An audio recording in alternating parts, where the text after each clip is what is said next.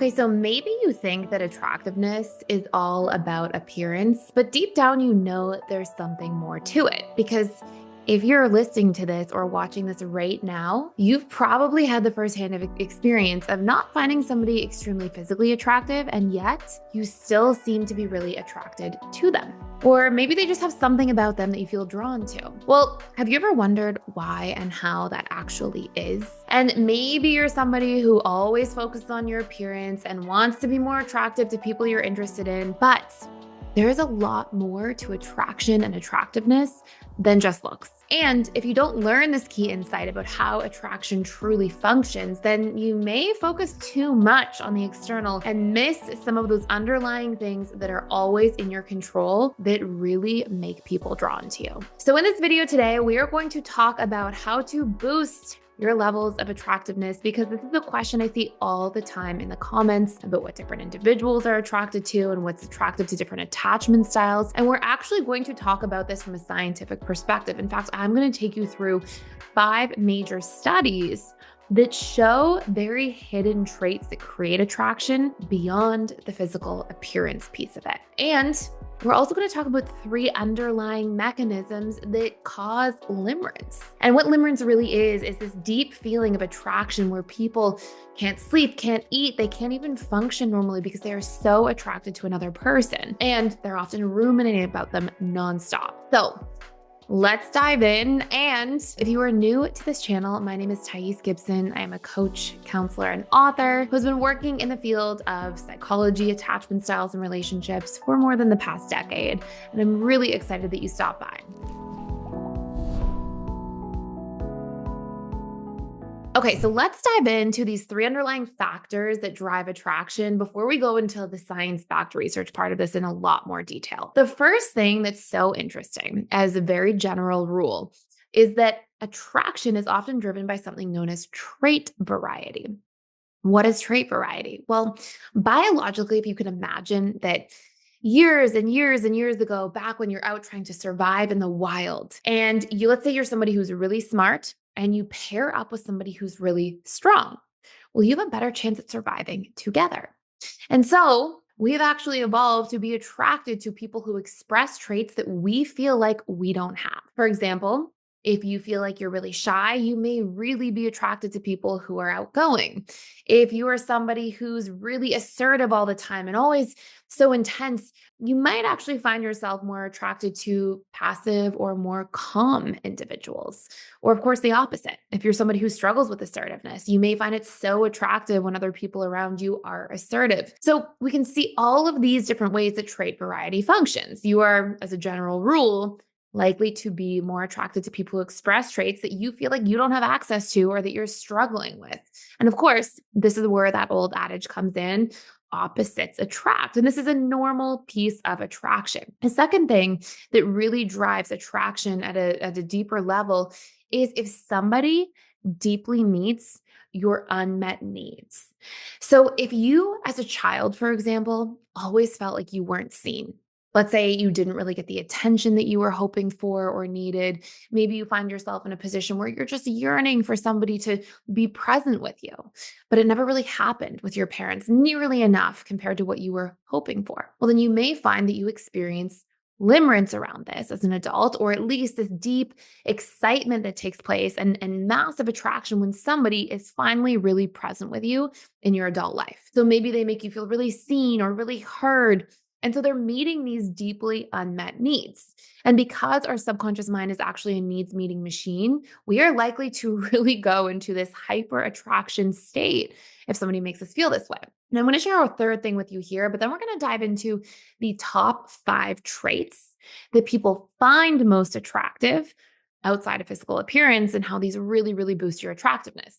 The third major piece is, believe it or not, we tend to also be attracted to people who treat us the way we treat ourselves. Now, the reason that you're attracted to people who treat you the way you treat yourself is because it's familiar and you are still biologically wired for survival. And so what this actually means is that if somebody treats you the way you treat yourself, it feels familiar, and thus it feels safe and like you are more likely to survive.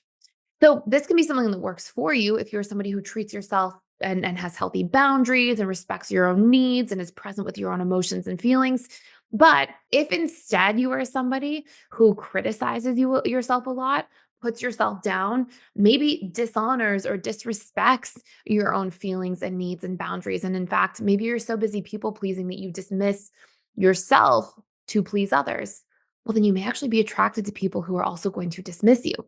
Your conscious mind may realize that this is painful or you don't like it, but your conscious mind is actually only responsible for roughly 3 to 5% of all of your beliefs, thoughts, emotions, and actions, while your subconscious mind, that habituated sense of self, is responsible for 95 to 97%. So when you have this experience of telling yourself, okay, wait, I don't like people who are dismissive, but you treat yourself dismissively, your subconscious mind is still going to most likely be attracted to people who will share that with you.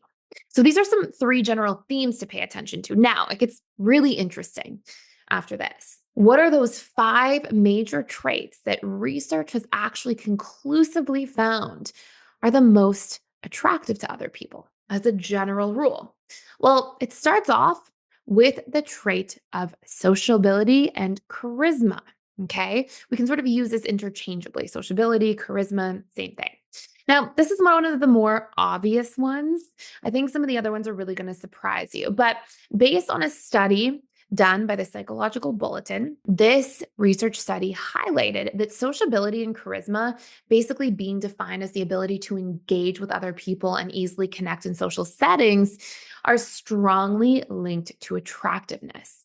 The study found that people who are more charismatic were able to draw other people in, making them more appealing. And they were reported by other external people as being more attractive due to this characteristic. What's the second trait? This one I found a little bit surprising, but it does make sense. It is openness. So there was a study done by Gary White, again in the late 1990s, and it was published in the Journal of Personality and Social Psychology. And basically, what this study conclusively found was that openness to new experiences, really being characterized as this willingness to do and try new things, but also to engage in diverse conversations, was another major trait that was rated by participants in the study as being extremely attractive.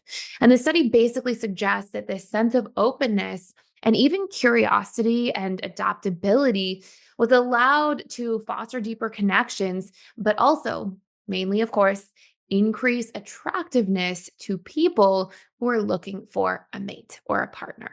Now, number 3, may also surprise you. Now, this came up with a slightly different caveat compared to the other ones we're going to get into in these preceding ones that we just covered. So, this study was published in the Journal of Personality and was titled Personality and Mate Preferences: 5 Major Factors in Mate Selection and Marital Satisfaction. Okay, so this is more about like long-term attractiveness, what we find attractive in a mate long-term. And the study examined personality traits that actually influence long-term relationship satisfaction and attraction. So it did study both, it wasn't just one or the other. And emotional stability, which was defined by the study as actually being the opposite of neuroticism, was found to be highly attractive.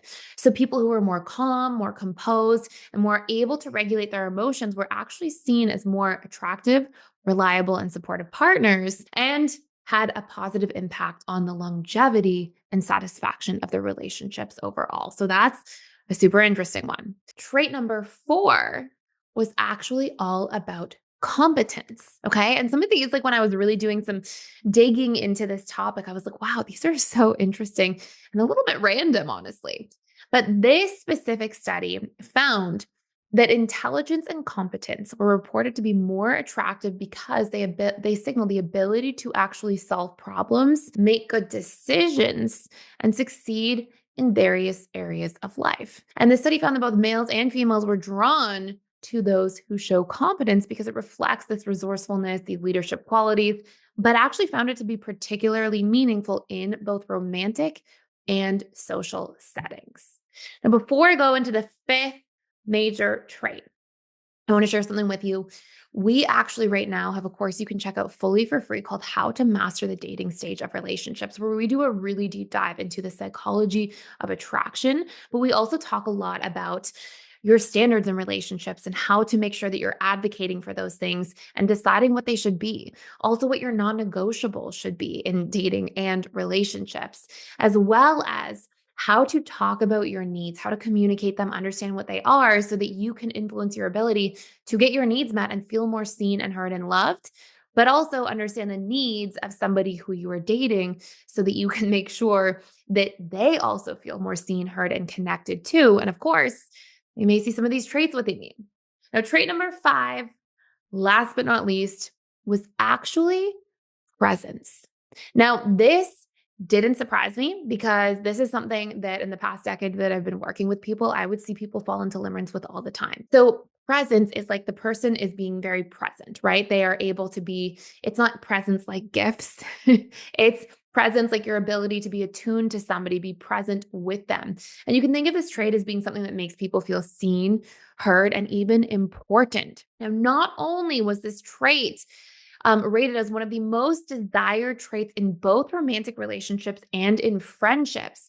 But the study found that people consistently rated individuals who had an ability to be present as significantly more attractive, which suggested that this trait or quality had not just a meaningful impact on dating and relationships romantically, but also again on the longevity of a relationship and how likely that relationship was to feel successful. Success being defined as not just how long a relationship lasted, but how much satisfaction individuals reported feeling and experiencing in the relationship itself. So, the major piece to take away from all of this is that attraction is not what you think. Yes, there's physical attraction. Of course, there are biological features that people are more attracted to. Everybody knows that that's true to various degrees, but there's a lot more to attraction than just looks. And by understanding these important components of attraction, it can help you, A, not take rejection so personally, because sometimes we are literally just not a good match from some of those really early things we talked about, like trait variety. Maybe sometimes you're not so opposite to somebody else where that opposites attract trait variety piece comes into play. Maybe it's not about you not being good enough or not lovable, or sometimes those painful things that we'll tell ourselves, but actually there's a lot more to the story. And number 2, if you're somebody who's looking to boost your sense of attractiveness in life, in dating and relationships as a whole, maybe a lot more in your control than you think. And in case you missed it, you can now reserve your spot and get more than a 50% early bird discount for our live relationship coach certification program. Launching October 28th, 2024, this 12-week program gives you the opportunity to build a new career, create your own thriving coaching practice, help your community, and secure your financial future full of abundance with a growing waitlist of clients. And the best part is that you get to spend a whole bunch of time with me as I teach you exclusive subconscious reprogramming tools and help you learn how to change somebody's attachment style from insecurely attached to securely attached so that you can truly help create transformation in people's lives and have a wait list of people waiting to work with you. We also have an entire business week about how to build funnels, systems, and to really build a thriving and busy practice. You can sign up using the link down below the video, and I can't wait to see you there. I hope you hit the subscribe button. You join me. I put out daily videos here all about dating, relationships, attachment styles, and the subconscious mind. And I'm really, really grateful that you stopped by. Thank you for watching.